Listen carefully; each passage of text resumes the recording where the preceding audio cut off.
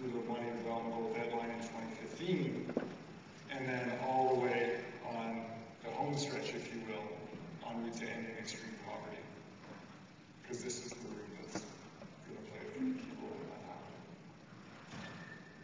Brian was talking about when he's in his 40s, I'll probably be in my 50s.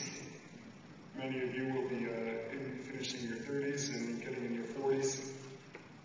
I'm 35 years old, and I've been incredibly fortunate at a very young age to be involved with what I would call spirits of breakthrough. And I want to share that very openly because there's no age limit on breakthroughs. There's no age requirement on breakthroughs.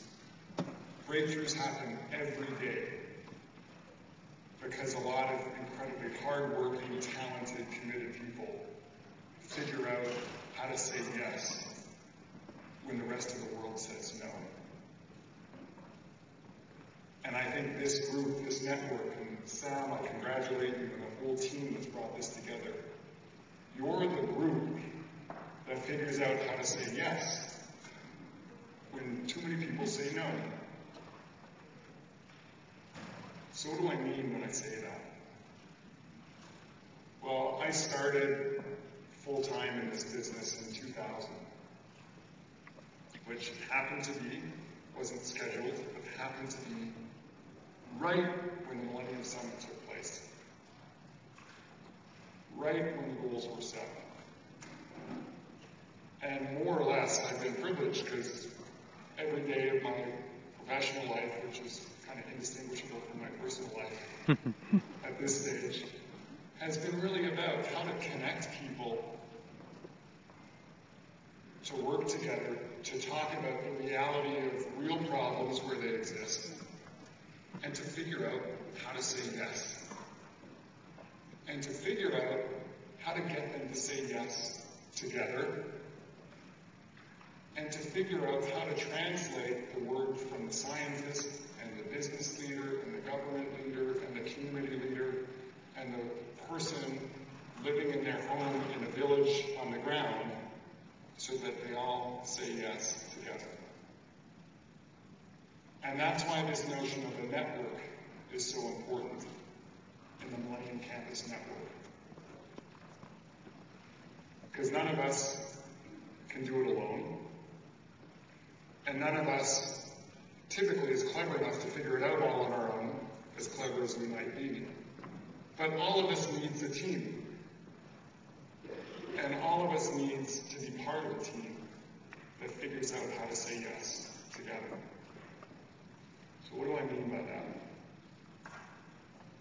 I will never forget, deeply ingrained in my mind nearly a decade ago, when I was very motivated to learn about the AIDS pandemic as it was ravaging more than a continent, but in particular one continent, sub-Saharan Africa. And there was basically no one on treatment anywhere in Africa, thanks to anyone in the world lifting a finger. Basically, you had 25 million people infected, a couple of million people dying every year. And no one was doing anything. And I was just out of school and I was in disbelief. How could no one be doing anything? And I got involved professionally, and everyone was saying, well, it's too hard, it'll never work, sophisticated art, too expensive, can't pay for it, blame the drug companies, blame the governments, blame the people who won't take their pills properly. There were a lot of no's. No, it's too hard, no, it won't work, no, it's just not possible.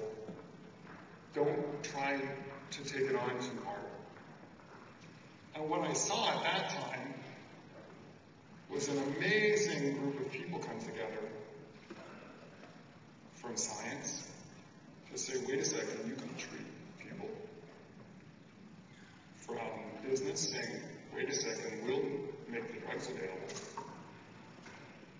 To government saying, well, we're not sure, but if you tell me this will work, we'll try it. To the Secretary General of the United Nations who said, I'm from Africa and I know this needs leadership. And you saw community leaders across Africa in particular saying, we'll do this if you give us a chance. And I remember very clearly, not long after that, I was in Western Kenya. And I was visiting a farm, and I was on the farm, and I met with the grandmother, and I was with a group. And the grandmother was emaciated, so thin, no food in the community. Her children weren't around. She was taking care of her grandchildren. And the whole conversation was about what can we do to help the woman as a farmer. And I realized how many people in her family were dead. And I realized that no one was talking about how many people had actually just died and how many must have died from AIDS. And I realized that there was this silent calamity happening in this woman's old home, her own home. And no one talked about, wait a second, human beings are dying. We're right next to them. And we're not talking about the simplest thing of how to get a pill in that family's hands. And that, to me, changed the way I thought about things. Because I realized we're not in a world that speaks for that grandmother. We're not in a world that speaks for her grandchildren. And we're certainly not in a world that speaks for the people who passed away because they were too poor to stay alive. And I decided I wanted to try and see what we could do to create a better world that would speak on their behalf through my own small efforts.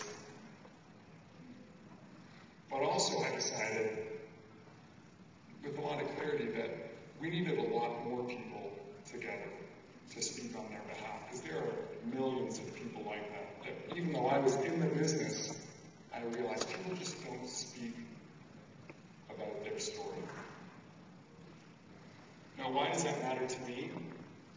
Because that was a kind of a dark moment. I can't tell you how upset I was when I realized how much was going on that the world was ignoring. But after that happened, we saw the launch of the Global Fund to Fight AIDS to be malaria, actually, around the same time. We saw the launch of the President Bush's emergency program for AIDS relief. We saw the launch of AIDS treatment programs around the world. And we now have well over 4 million people on AIDS treatment in the poorest countries of the world. 5 years ago,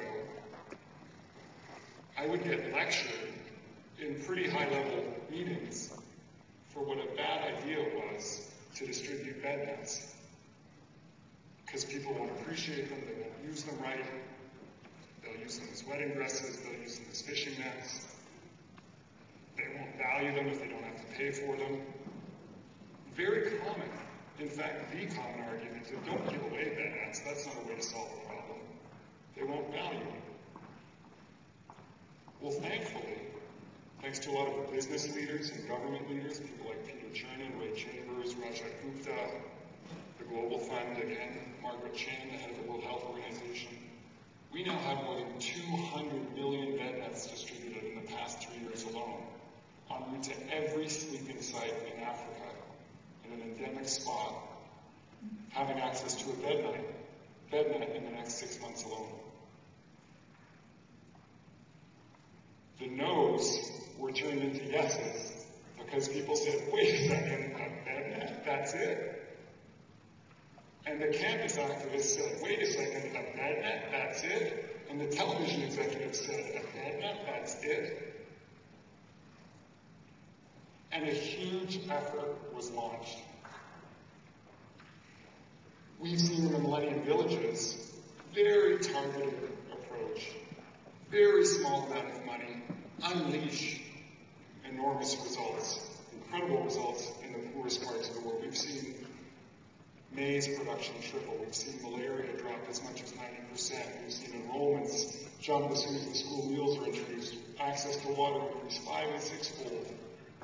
This is only 500,000 people, but what it's showing is how straightforward this is if we actually put the pieces together to say, not just the malaria, not just the AIDS, but the fertilizer and the school meals, and wow, it's amazing what communities can do when they get the chance. What does this tell me? This tells me that breakthroughs are possible. And I was brought into this through a lot of privileged opportunities to this discussion on the Millennium Development Goals at a time where each one of the breakthroughs was considered impossible. And that's really important to stress, because each of you who's providing a leadership role right now, and each person in the room is, I guarantee you someone's telling you something's impossible, and 5 years from now they'll be saying, of course that was possible. I was part of the solution. And it's like the great Kennedy line, every failure is an orphan, every success has many parents. You're going to feel that when you lead your breakthroughs. And I want to encourage you to be looking for the places where people tell you it's not possible or it's too hard. And I want you to think about why it's wrong. Because sometimes the experts are right and they'll tell you it's not possible. So then the answer isn't, oh, therefore it's not possible. Then the answer is, I need a better answer. But much of the time, they'll tell you it's not possible just because it hasn't been tried. And that's the role of this room, is to make sure things are tried and they're tested and they're done right and they're scaled to success. Next week, we're having a summit at the United Nations. You're going to hear from Ambassador Barton, who's been representing the United States and is providing incredible leadership on this happening. We're going to see a summit document, which is going to say, we're all committed to the goals. We want to do more, but it's not going to finish the job on its own. And the governments are crucial, and they're meeting at the summit. And we have to help them hold themselves accountable for their promises to these goals. But they need our help and your help to lead the breakthroughs. And I can't stress enough how important that is.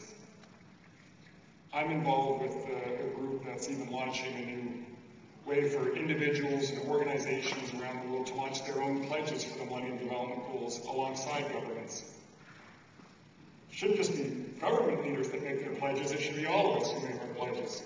So we're going to be launching mdgpledges.org as a way for anyone in the world who wants to make their own time-bound, quantified, specific pledge, and all the way through to 2015.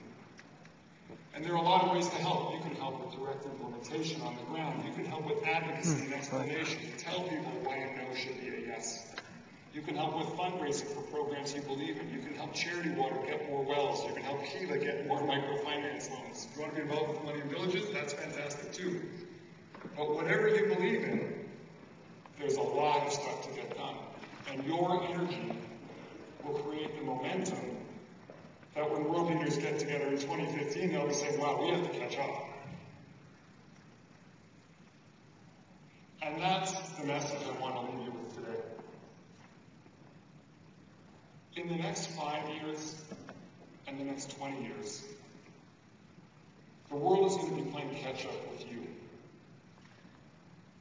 You're the ones who are going to provide the leadership that won't just make sure these goals are achieved, but will make sure poverty is ended. Don't wait. Don't ask for permission. Be smart. Take the teams, build the teams, get the knowledge, and create the new way forward. Probably my favorite line in the world comes from a poet named Wallace Stevens. Some of you might know it. And he wrote something that motivates me on a pretty daily